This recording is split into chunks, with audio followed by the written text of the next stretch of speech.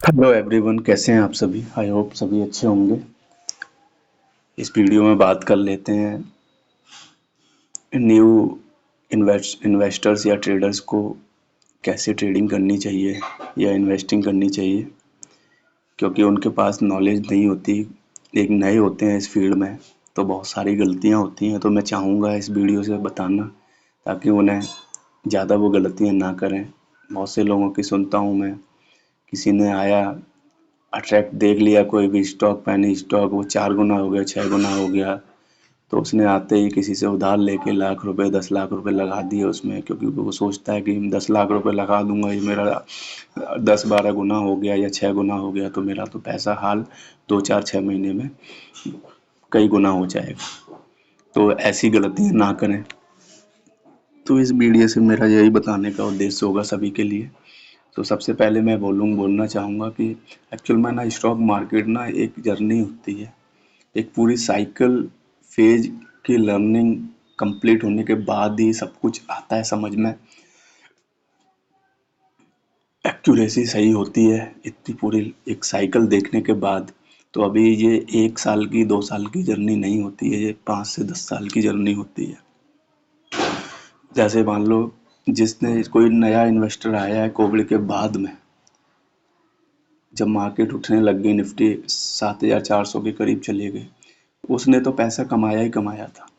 लेकिन उसके बाद भी थोड़ा बहुत क्रैश आया, उसके बाद थोड़ा सा क्रैश आया, आई थिंक ज़्यादा नहीं आया, निफ्टी गिरी थी। तो वो उसने नहीं, थोड़ा सा हजम हुआ होगा उसे, क्योंकि उसने अभी वो बुल फेज ही देखा था, बियर फेज नहीं देखा। या जो इन्वेस्टर्स आए कोविड से पहले, उन्होंने मार्केट जब निफ्टी 12,400 के करीब चली गई वहाँ पे पैसा लगाया, उसके बाद नेगेटिव में 40-50% चला गया होगा जिसका पोर्टफोलियो, तो वो उन्होंने काफ़ी लॉस किया होगा। वो फिर डर के निकल गए होंगे जो भी है। 2008 से पहले भी लोगों ने पैसे लगाए, अट्रैक्ट हो गए, क्योंकि बुल मार्केट चली थी 3 से 4 साल। उसके बाद मार्केट 60-65% के करीब डाउन डाउन गई थी, तो लोगों का पैसा बहुत डूब गया था।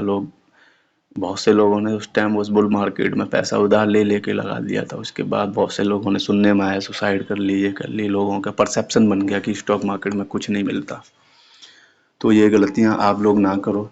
तो मैं थोड़ा सा आइडिया देना चाहूँगा अपने हिसाब से कि लेट से कोई इन्वेस्ट करने के लिए 1 लाख रुपए रखता है। 1 लाख रुपए भी आप इन्वेस्ट करने के लिए वो रखना जिसकी कभी आपको ज़रूरत ना पड़े 5-10 साल में, वो आपके लिए फ्री हो। इमरजेंसी फंड में से भी मत निकालना वो पैसा की ज़रूरत ना हो वही पहले लाना उस पैसे को स्टॉक मार्केट में। ऐसा मत ले आना कि किसी को तुम्हें ज़रूरत हो 1 साल बाद उसकी कोई गाड़ी, बाइक गाड़ी खरीदने की या ये फीस भरने की, वो पैसा मत लाना कि मैं पहले इससे कमा लूँ 1 लाख रुपए से 1.5 लाख कर लूँ। तो ऐसे मत सोचना, ऐसा नहीं होता, नए न्यू फेज में नहीं होता। ठीक है, तो मैं थोड़ा सा ये आइडिया देना चाहूँगा कि 1 लाख रुपए में से भी ना आपको 25% पैसा ही स्टॉक मार्केट में ला इन्वेस्ट करना चाहिए या ट्रेडिंग करना चाहिए। बाकी 75% पैसे से, 75,000 से आपको म्यूचुअल फंड में एसआईपी लगा दो या लमसम लगा दो। वो डिपेंड करता है कंडीशन क्या है मार्केट की। मार्केट अगर ऑल टाइम हाई पे नहीं चल रहा है तो लमसम देख सकते हो, उसमें से भी लमसम थोड़ा सा पार्ट्स में लगाओ। 75,000 है तो उसका 20,000 पहले लगा दो, उसके बाद मार्केट और नीचे गिरे तो लगा दो। ऐसे फेज में 3-4 पार्ट में लगाओ। या दूसरा ऑप्शन ये है कि अगर ऑल टाइम हाई पे चल रही है मार्केट, कुछ समझ में नहीं आ रहा है, जैसे आज की कंडीशन है कि अभी मार्केट और कितना चलेगी, हो सकता है मे बी 25,000 तक पहुंच जाए निफ्टी भी, या हो सकता है इसके बाद थोड़ा सा करेक्शन आए, 16,000 पहुंच जाए या 18,000 पे रुके सपोर्ट बनाए। तो इस फेज में एसआईपी कर दो। 1 से 1.5 साल में मैं बोलूँगा, 1 से 1.5 साल के फेज के लिए आप एसआईपी कर सकते हो, मैक्सिमम 2 साल के लिए। 1 साल मेरे हिसाब से इनफ होगा वैसे। तो ये मैं इसलिए कह रहा हूँ क्योंकि ना आप अभी नए हो तो एकदम पूरा 1 लाख रुपए आप ट्रेडिंग में लगाओगे तो आपको ओवरऑल आप यही देखोगे 3-4 साल बाद कि कुछ नहीं कमाओगे। ओवरऑल पैसा आपका जो 1 लाख रुपए भी लगाया है उसकी भी वैल्यू आपकी डाउन हो गई होगी। 1 लाख रुपए की भी वैल्यू 60-70 हज़ार होगी, 40-50 हज़ार आप लुटा चुके होंगे, डुबा चुके होंगे पैसा। तो आपको ये चीज़ इसलिए आप कम से कम वो 75,000 स्टॉक म्यूचुअल फंड में रखोगे तो वहाँ कहीं ना कहीं अगर आप 3 साल बाद देखोगे तो वो उस पैसे पे भी 15-20% के करीब आपको CAGR रिटर्न आ गया होगा। तो आपकी 75,000 की भी वैल्यू 1,10,000 के करीब हो गई होगी। डिपेंड करता है कितना रिटर्न देता है आपका फंड। तो लगभग लाख रुपए भी होती है तो 25,000 आपका प्रॉफिट ही हुआ ना। यहाँ तो एक्सपेक्ट मत करना एकदम, क्योंकि ये लर्निंग फेज है। लर्निंग फेज में गलतियां होती हैं क्योंकि आपको पूरी नॉलेज नहीं है, स्किल नहीं हो।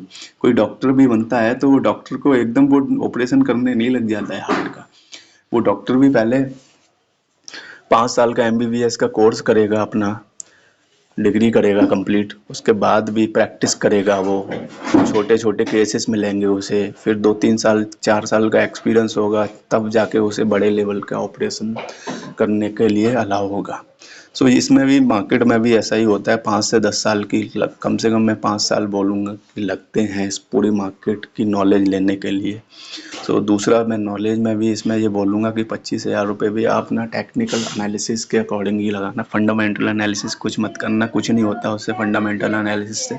या तो आप बड़े कोई CA हो, आपको एनुअल रिपोर्ट, ये सब annual financial report, profit and loss statement, ये सब क्वार्टरली रिजल्ट विजल्ट समझ में आते हों डिटेल में, तो करना का मतलब आता भी है। तो लेकिन इनिशियली में एकदम नहीं होता। तो टेक्निकल के लिए मैं बोलूँगा टेक्निकल एनालिसिस करो, कैंडल स्टिक चार्ट देखो। उसमें थोड़ा सा अभी मैं स्टार्टिंग के लिए आपको बोलूँगा कि 2-3 इंडिकेटर लगाओ। एक तो EMA वाला मेरा फेवरेट इंडिकेटर है, एक्सपोनेंशियल मूविंग एवरेज इंडिकेटर है। किसी भी ब्रोकर के चार्ट में देख लेना आप, ज़ेरोधा में या investing.com में EMA डालोगे तो भी आ जाएगा सर्च में। इंडिकेटर्स में एक्सपोनेंशियल मूविंग एवरेज है, इसमें आप 20 डे का लगाना। बाय डिफ़ॉल्ट 9 डे का लगा हुआ आता है, तो 20 डेज का मूविंग एवरेज लगाना, 50 डेज का लगाना, 100 डेज और 200 डेज। वो कैन जो लाइंस का कलर चेंज कर लेना वहाँ से। तो 20 डेज में रेड रख लेना, 50 डेज में ब्लैक रख लेना, ग्रीन रख लेना, लाइट ग्रीन, 100 डेज में, 200 डेज में ब्लू रख लेना, जो भी है। बाकी फिर उसके बाद आप थोड़ा ट्रेंड समझने देखो, समझना चाहो, डेली चार्ट पे थोड़ा सा देखो कि सपोर्ट किसे बना रहा है, कौन से मूविंग एवरेज को सपोर्ट बना रहा है। लेट्स से 200 मूविंग एवरेज को सपोर्ट बना रहा है, उसके बाद एंट्री लेना शुरू करो। और एंट्री भी एकदम ये नहीं है कि मान लो आपने एक पर्टिकुलर कंपनी में 5,000 रुपये डालने की सोची है तो एकदम 5,000 रुपये इन्वेस्ट मत करो आप। 5,000 रुपये, एक पहले 1,000 रुपये के स्टॉक लो। उसमें मान लो कोई भी स्टॉक है, मैं लेट से बात करूं आपको, आप ICICI बैंक की बात करें, 1,000 रुपये का एक शेयर है लगभग, मान लो तो एक शेयर लो अभी। उसके बाद चार्ट के अकॉर्डिंग आपने जो सोचा है कि अब ये सपोर्ट बन गया है, तो इसके बाद फिर और आगे चले, आपको बिलीव दे, तो उसके बाद 1-2 शेयर और लो, एकदम मत लो। तो उसके बाद उसमें चेक करो कि उसके बाद रेजिस्टेंस किसे बना रहा है, कौन सी लाइन को रेजिस्टेंस बना रहा है, क्या हो रहा है। ट्रेंड लाइन भी ड्रॉ करके देखो, और सपोर्ट रेजिस्टेंस वाला भी एक अच्छी चीज़ है, इसको भी देखो कहाँ सपोर्ट बन रहा है, कहाँ रेजिस्टेंस बन रहा है। बाकी का आप फिबोनाची रिट्रेसमेंट एक अच्छा इंडिकेटर है, उसको भी अप्लाई करके देखो। उसमें मैं 2 चीज़ बोलूँगा, जो 0.38 वाला परसेंट वाला होता है, 38% वाला रिट्रेसमेंट होता है, वहाँ ज़्यादातर स्टॉक रुकता है, सपोर्ट बनाता है। या उसके बाद 50% पे भी बनाता है 0.5 के लेवल पे, पर वहाँ कम बनाता है। उसके बाद 0.618 वाले, वो 61.8% वाले रिट्रेस होके वापस बाउंस बैक करता है, वहाँ भी सपोर्ट बनाता है। तो वो चीज़ बहुत अच्छी है, वो भी देखो, प्रैक्टिस करो, थोड़े थोड़े अमाउंट से करो इन्वेस्ट, ताकि गलतियां भी हों तो ज़्यादा लॉस ना हो आपका। और दूसरी एक चीज़ याद रखना, इसमें ना एक पर्टिकुलर आपको स्टॉप लॉस लेके चलना होगा कि मैं इस सपोर्ट को स्टॉप लॉस लेके चलता हूँ। इस चार्ट में मैं 200 एक्सपोनेंशियल मूविंग एवरेज वाली लाइन को सपोर्ट लेके चलूंगा, या इस लेवल को सपोर्ट लेके चलूंगा जो ट्रेंड लाइन से ड्रॉ करके मिल रहा है आपको, उसको, उससे नीचे गया तो मैं सेल कर दूंगा, उससे ऊपर गया तो मैं बाई करूंगा। तो वो चीज़ लेके आप चलोगे ना, और उसके बाद बहुत ही मज़ा आएगा, बहुत पैसा कमा पाओगे आप, सीखोगे, लेकिन टाइम लगता है, बिलीव मी। अपना आत्मविश्वास, होप मत कभी खोना। इस मार्केट में ना जितना ज़्यादा प्रैक्टिस कर लोगे ना उतने ज़्यादा एफिशिएंट हो जाओगे आप। रियली उतने ज़्यादा एफिशिएंट हो जाओगे। सो मैंने आई होप काफ़ी कुछ मैंने बताया। आप बाकी प्रैक्टिस करना, आपको बहुत सी चीज़ें समझ में आएंगी। बाकी की कुछ चीज़ें रही होंगी और डिटेल में थोड़ा डिस्कस करेंगे, आगे एक और वीडियो बनाएंगे। उससे पहले थोड़ा सा मैं मार्केट के बारे में बात कर लूँ। आज डेट है हमारी 4 Feb 2024। इसमें निफ्टी जो हमारा क्लोजिंग रेट है 21,853 और प्लस में निफ्टी वन क्लोज हुई थी 156 पॉइंट्स अराउंड। एंड बाकी निफ्टी आईटी इंडेक्स हमारा 37,323 में क्लोज हुआ है और 2.15% की तेजी आई थी इसमें। सो अब गया था ये इंडेक्स। निफ्टी बैंक हमारा थोड़ा नीचे गया था 0.5% के अराउंड। सो 45,970 पर क्लोज हुआ था। 217 पॉइंट नेगेटिव में क्लोज हुआ था ये।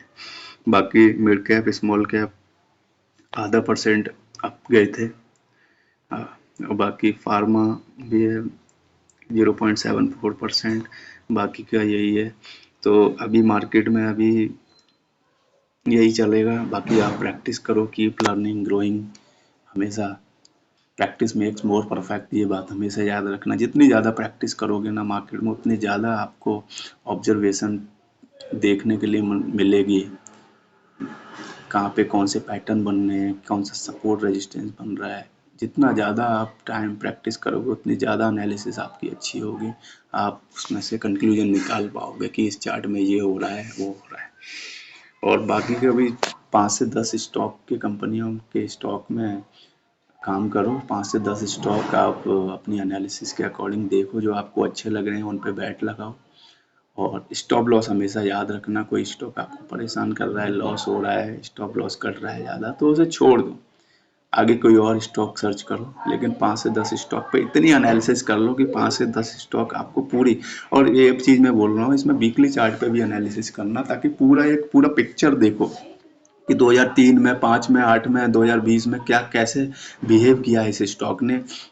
वीकली लेवल पे वीकली लेवल पे भी आप ईएमए यूज करो, वहाँ पे भी देखो कि 200 ईएमए लाइन ने क्या सपोर्ट बनाया है, क्या ग्रीन लाइन मतलब आपने 100 डे वाली लाइन ने सपोर्ट रेजिस्टेंस बनाया है। मोस्टली मैं बोलूँ तो इसमें 50 ईएमए वाली लाइन है ना, वो सपोर्ट रेजिस्टेंस बहुत सही बनाती है। अगर बुल फेज में है तो उसके बाद रिट्रेस होता है, कोई स्टॉक गिरता है थोड़ा सा फिर ऊपर उठता है, तो वो लगभग चांस ज़्यादा रहते हैं कि 50 डे को सपोर्ट रिस्पेक्ट करता है। 50 डेज एक्सपोनेंशियल मूविंग एवरेज को करता है सपोर्ट। बाकी बुल फेज में अगर कोई स्टॉक चल रहा है तो वो 20 डेज वाले ईएमए को रिस्पेक्ट करता है। तो ये एक रूल बनाए रखो कि 20 डे ईएमए से नीचे गया मेरा स्टॉक तो मैं निकल जाऊंगा 50% क्वांटिटी से, बाकी 50% रखूंगा। लेकिन वो अपनी 50 डेज ईएमए से नीचे निकल जाता है तो मैं पूरा निकल जाऊंगा। उसके बाद वापस आता है 50 डेज ईएमए के ऊपर तो मैं एंट्री लूँगा। ये सब है। बाकी आपको चार्ट एनालिसिस से कर समझ में आएगी। कैंडल स्टिक चार्ट यूज करो। टेक्निकल एनालिसिस में बहुत अच्छा। एक्चुअल में टेक्निकल एनालिसिस बना ही फंडामेंटल एनालिसिस से होता है। सिंपल चीज़ है, कोई स्टॉक गिर रहा है ना तो समझ लो कुछ ना कुछ तो गड़बड़ है। आने वाले जो भी बड़े बड़े इन्वेस्टर्स होते हैं उनको पता है कि इस स्टॉक की कंपनी के रिजल्ट खराब आने हैं, ये दिक्कतें आएंगी, तो वो पहले से ही उसे गिराने लग जाते हैं। तो इसीलिए मैं बोल रहा हूँ कि लोगों को तो बाद में फंडामेंटल एनालिसिस को पता चलता है कि रिजल्ट आने के बाद कि ये हो गया इसमें।